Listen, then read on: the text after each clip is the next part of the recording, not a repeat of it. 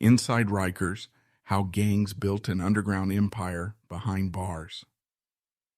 On an island in the East River, just a stone's throw from Manhattan's glittering skyline, exists a world ruled by chaos, fear, and power.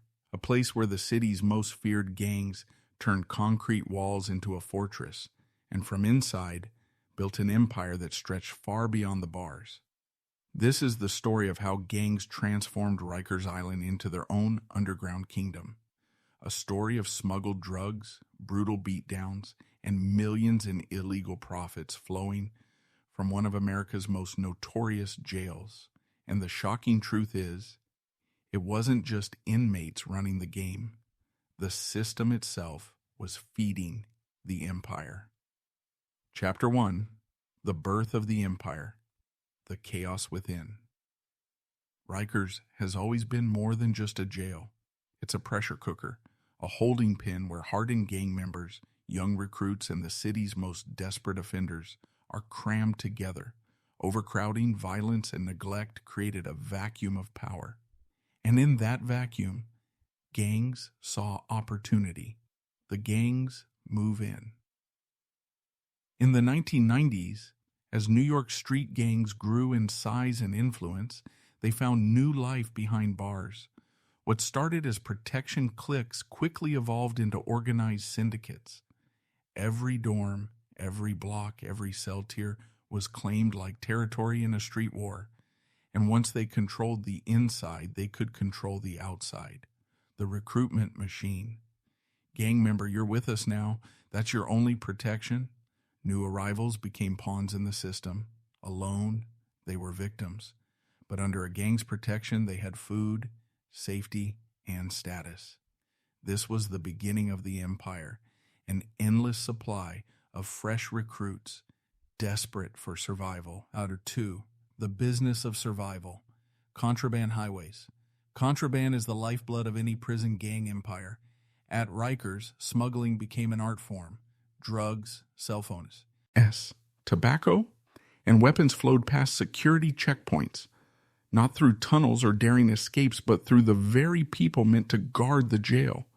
Corrupt officers became couriers. Every item smuggled in was worth 10 times its value inside. They'd offer me $1,000 just to bring in a pack of cigarettes. 1,000. That's more than I made in a week. Eventually, I stopped asking myself if it was wrong. Chapter 2, The Business of Survival. Cigarettes, the first currency. In the beginning, it wasn't drugs or weapons that built the empire. It was something far simpler. Cigarettes. In a jail where inmates couldn't buy them legally, a single smoke became as valuable as gold. One cigarette could buy a meal, a favor, or even protection. Correction officers smuggled in cartons by the dozen. Gangs divided the supply, set the price, and controlled the flow. Just like Wall Street across the river, Rikers had its own economy. And at the top of that economy were the gangs. The rise of the drug trade. Cigarettes were only the beginning. The real profits came when gangs discovered they could bring in drugs. Marijuana, heroin, cocaine, even prescription pills. Each smuggled gram was worth hundreds inside. Demand was endless, and so was the money. You could make $2-3 grand a week easy. A CO brings in a bundle, we break it down, we sell, everybody eats, but if you cross the wrong crew, you're done. Cell phones, power in the palm of a hand. Then came the cell phones. With a single smuggled phone, gangs could run entire operations beyond the walls. Orders for hits, money transfers, drug deals on the street, all coordinated from inside Rikers. The phones turned gang leaders into CEOs, their office, a 6x9 cell, their employees, soldiers on both sides of the walls, and their reach far beyond New York City, officers on the payroll. None of this could have happened without inside help. Corrupt officers weren't just smugglers.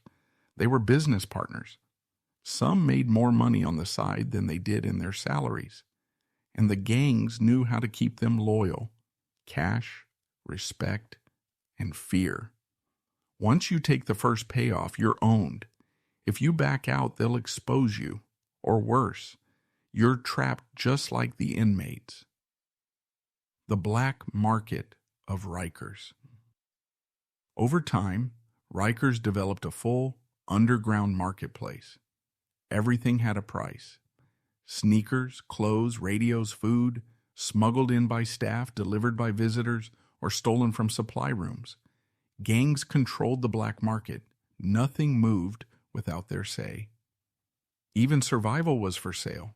If you wanted to stay safe, you paid. If you wanted to eat better, you paid. And if you wanted to breathe another day, you definitely paid. Money flowed beyond the walls. The money didn't stay in Rikers. Smuggled profits flowed back to the streets through girlfriends, family members, and outside associates. Gang leaders used those funds to buy cars, weapons, and more drugs. What happened inside fueled power outside, and what happened outside came back in.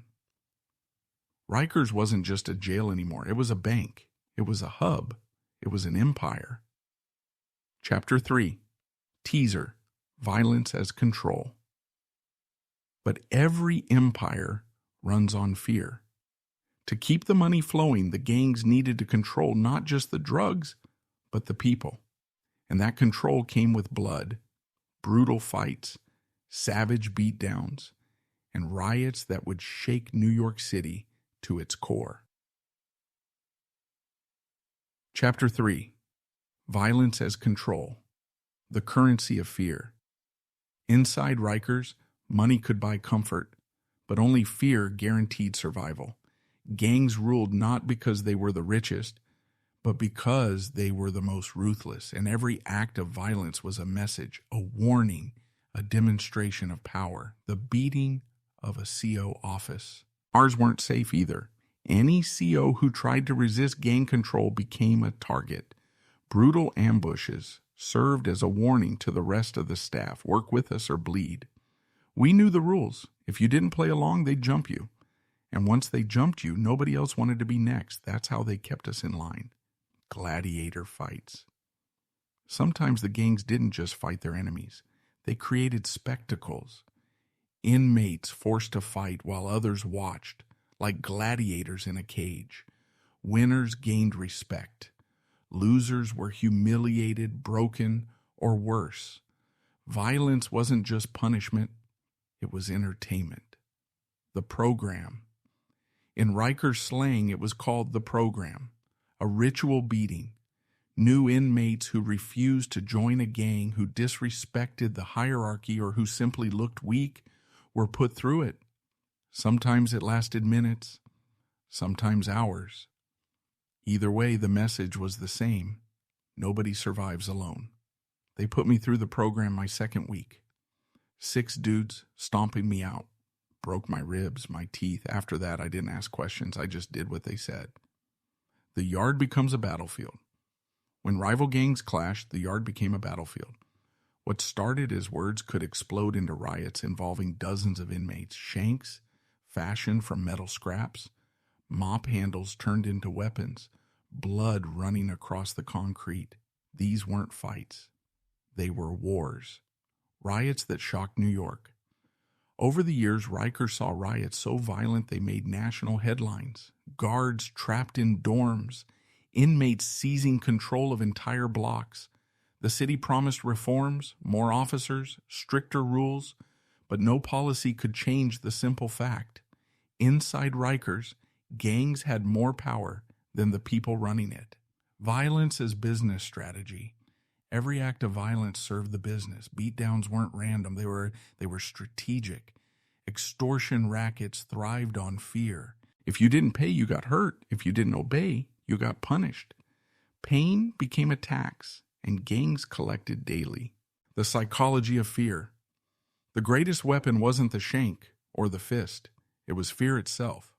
Once an inmate believed resistance was hopeless, control was complete, and at Rikers, hopelessness was everywhere. Chapter 4. The Empire Expands. Inside Rikers, violence kept the empire in check. But the gangs weren't content with ruling just the jail. With contraband, money, and cell phones, they expanded their reach. Suddenly, Rikers wasn't just a battlefield. It was a command center for crime across New York City. Chapter 4. The Empire Expands. From jailhouse to street corner. Rikers wasn't just a prison anymore. It became a command center. With cell phones and corrupt staff, gang leaders pulled the strings of street crews from behind bars. A drug sale in Harlem, a robbery in Brooklyn, even a hit in Queens, all ordered from inside a 6x9 cell. The walls of Rikers couldn't stop business. They amplified it. The pipeline of drugs. Drug pipelines flowed through Rikers like arteries. Heroin, crack, and later fentanyl moved across the city, their profits routed back through girlfriends, family members, and dirty money laundered through fake businesses. From the inside, gang leaders dictated who moved product, who collected money, and who bled if debts weren't paid.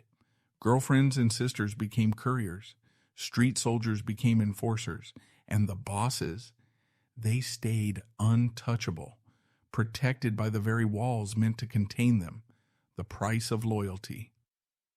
But loyalty came with a price. Families were dragged into the empire, some willingly, others through fear. Refuse to move drugs for your son's crew? He pays the price inside. Refuse to smuggle a phone or a blade?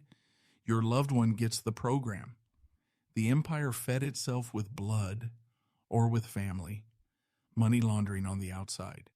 Money from the inside didn't sit in shoeboxes. It was washed clean through small businesses, car rentals, barber shops, even corner bodegas. Every dollar earned in Rikers was multiplied on the outside, and every outside hustle sent more money back in. The cycle never stopped. Street wars sparked by Rikers. Wars on the streets often began in Rikers. A disrespect inside could trigger shootings outside. A debt unpaid in jail could mean blood spilled in Brooklyn. Rikers wasn't just holding inmates, it was fueling violence across New York City. Politicians take notice. As the violence spread, even politicians couldn't ignore it.